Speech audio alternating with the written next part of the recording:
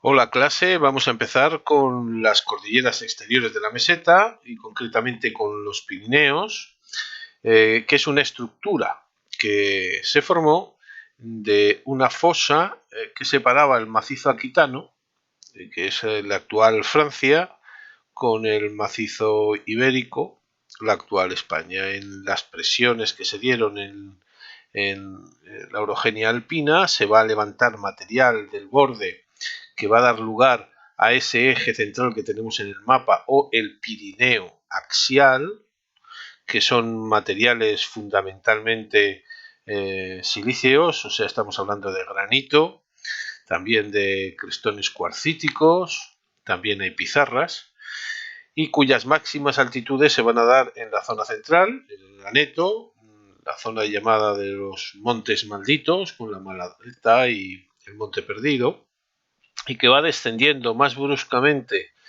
hacia el este, pero la extensión de estos granitos llega más allá y entronca después con lo que vamos a ver de las cordilleras costeras catalanas.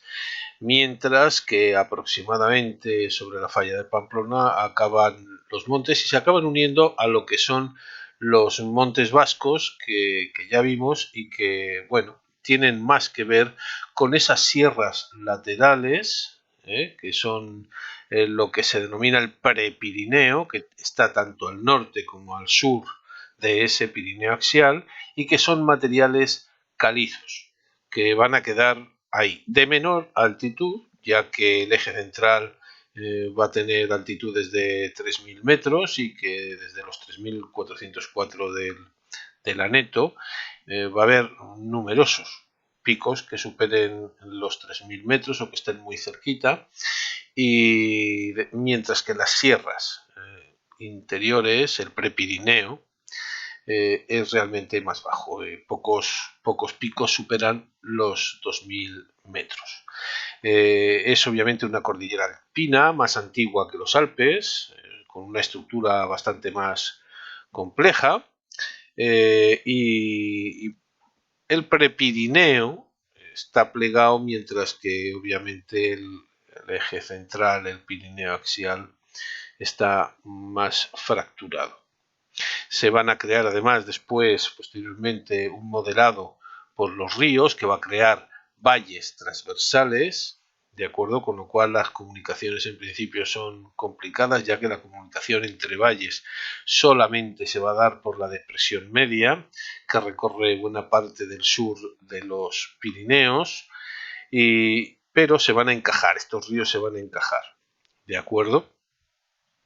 La morfología obviamente variada, porque no solamente está el hecho de que los materiales que crean agujas como el granito, va a destacar en el eje central, sino que después hay un relieve de las calizas que se instalan al lado y que obviamente va a dar lugar a una morfología diferente. El arrastre de los materiales por los ríos va a crear acumulaciones, los mallos, en el lado, sobre todo en el lado sur, en la falda de las montañas, en ese pie de monte, ¿de acuerdo? Ya hemos visto, obviamente, el Pirineo axial y el prepirineo, obviamente, también. La sierra interior, calizas plegadas, ¿de acuerdo? Y de modelado kárstico, la depresión media, donde dominan materiales blandos como las margas, ¿de acuerdo? Y se abre en un amplio valle, y las sierras exteriores calcáreas muy plegadas y más bajitas. Podemos verlo aquí en esta disposición, que es similar a esto, la zona axial, la depresión media, y aquí lo podemos ver en un corte lateral, donde vemos pues, lo alto del Pirineo, ¿de acuerdo? Material obviamente fracturado, como podemos ver, y después aquí ya las sierras interiores, el surco intrapirenaico, esa llanura en altura, ¿de acuerdo? Y la otra parte de las sierras exteriores, más bajitas, que ya tocan directamente con lo que es el valle o la depresión del Ebro. Aquí obviamente tocamos arcilla, zona arcillosa de deposición, con pequeñas elevaciones, restos de este material que nos podemos encontrar aquí, ya erosionado, como las muelas, ¿de acuerdo? Las sierras interiores mesozoicas, calizas, ¿vale? El material del secundario que se depositó, ¿de acuerdo? Y también nos encontramos obviamente el material herciniano que va a destacar aquí. ¿Qué nos encontramos de relieve posterior? Pues obviamente de ese relieve posterior, sobre todo del arrastre de los ríos, ya hemos dicho los mayos, pero también el glaciarismo que va a mantener circos glaciares en los picos más altos del Pirineo, que todavía se conservan, y también nos vamos a encontrar ibones o lagos glaciares, como aquellos, quizá los más genuinos, como aquellos que comentábamos también en la cordillera cantábrica y en el norte del sistema ibérico. ¿De acuerdo? La depresión media o canal de Verdún es muy larga y estrecha. ¿De acuerdo? Prolongación de estos Pirineos, los montes vascos, que ya vimos que son materiales calizos plegados, mucho más masivos, por lo tanto nos van a dar aquí, como hay sedimentos más abundantes, es un relieve suave y ondulado, ¿de acuerdo? Que culmina en la Peña Gorbea, alrededor de los 1000 metros, no son grandes altitudes. Y entronca directamente con la cordillera costera catalana. La cordillera costera catalana es la parte norte hasta Barcelona, podemos diferenciarla. Es una extensión de los Pirineos, ¿de acuerdo? Y la parte sur ya es otro tipo de material que vamos a ver aquí, ¿de acuerdo? Aquí podemos ver el paisaje de estos valles como el Monte Perdido, estos valles transversales excavadísimos, como podemos ver, ¿de acuerdo? El macizo de la Maladeta y el Aneto, el material granítico que se va excavando y que va haciendo crestas, y la cordillera costera catalana. Está orientada de noreste a suroeste, se extiende 250 kilómetros, entra en contacto con el sistema ibérico por el sur y con los Pirineos por el norte. ¿De acuerdo? Ha dado lugar a una amplia acción de fallas que lo que ha permitido, sobre todo en la zona norte, es que haya presencia de vulcanismo, sobre todo en la región de Olot, que bueno, nos muestra una complejidad interesante. ¿De acuerdo? La mitad norte, materiales antiguos paleozoicos, granitos y pizarras, sobre todo esos granitos rosas que acaban en la misma costa y que son destacados. Y mientras que en la zona sur, ¿de acuerdo? Está formado por las calizas mesozoicas, ¿de acuerdo? Que se han plegado. Pues aquí nos encontramos fracturación y aquí plegamiento, ¿de acuerdo? Hay 3 unidades que las podemos ver después en un corte, ¿vale? Para que podamos contemplarlas, pero bueno, es complejo, ¿vale? Es una estructura compleja porque nos encontramos la mezcla de plegamiento y de fracturación, de acuerdo con la influencia del Valle del Ebro bueno, y zonas arrasadas por un lado, ¿no? Las fallas alpinas, y después el modelado kárstico, además de restos de vulcanismo. ¿Qué nos encontramos? Por un lado, una cadena prelitoral, la depresión prelitoral y la cordillera litoral o costera, con lo cual el monte llega prácticamente al mar. ¿De acuerdo? Si alguien ha visto Barcelona, pues bueno, puede hacerse un pequeño mapa de cómo lo vemos. ¿De acuerdo? Al norte los macizos graníticos y al sur el macizo kárstico. La depresión prelitoral es una fosa entre las dos alineaciones, ¿de acuerdo? Entre la cordillera prelitoral y la litoral y obviamente la fosa interior. Ya veremos después que en los sistemas béticos hay algo parecido, ¿de acuerdo? ¿Qué es la depresión? La depresión se rellena de materiales actuales y, pues bueno, es un paisaje de colinas, ¿de acuerdo? Y valles bastante fértiles. Y la prelitoral o interior, que es de mayor altitud, de donde están las cumbres son cumbres redondeadas, las del Montseny, por ejemplo, o Montserrat, ¿de acuerdo? Con altitudes de 1700, pues el Turó de l'Homme o Montserrat con 1236 metros. Aquí podemos ver otra vez el esquema, ¿vale?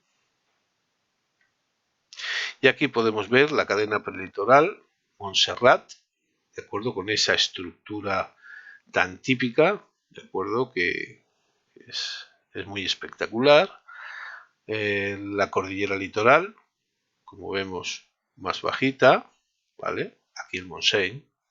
Y la depresión prelitoral, pues esas llanuras fértiles que se encuentran al sur, al este de la depresión prelitoral.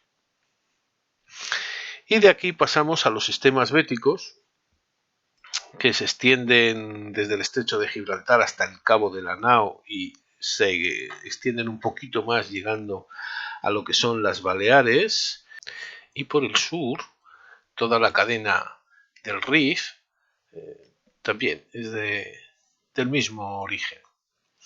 Es aquel antiguo macizo bético-rifeño, ¿de acuerdo?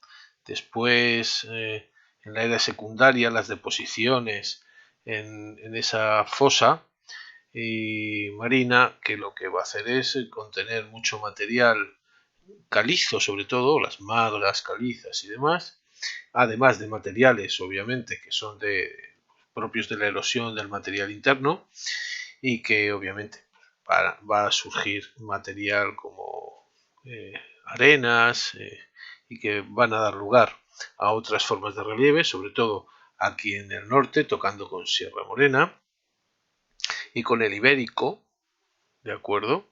Y en la era terciaria todo ese material va a surgir, se va a plegar y se va a elevar, dando forma a todo el sistema subbético. Y a ver si lo podemos ver aquí, ¿veis? Todo el sistema subbético, y aparte después de materiales que obviamente también carbonatados, que se van a integrar dentro de o cerca de lo que es el material con predominio silicio, ¿vale? Que es el penibético. En este caso aquí podéis ver el penibético en naranja, el subbético en verde, y después la depresión intrabética que queda entre los dos sistemas, llanuras y hoyas más llanas de material arrastrado obviamente de erosión de todas estas dos cordilleras, y que nos va a servir para el transporte y para la comunicación, sobre todo de esta Andalucía oriental, que es muy montañosa. Como podéis ver, bueno, las cuencas terciarias, ¿de acuerdo? Las hoyas, surco intrabético, y las deposiciones de los ríos, que también las podemos ver, como aquí en la hoya de Málaga, ¿de acuerdo?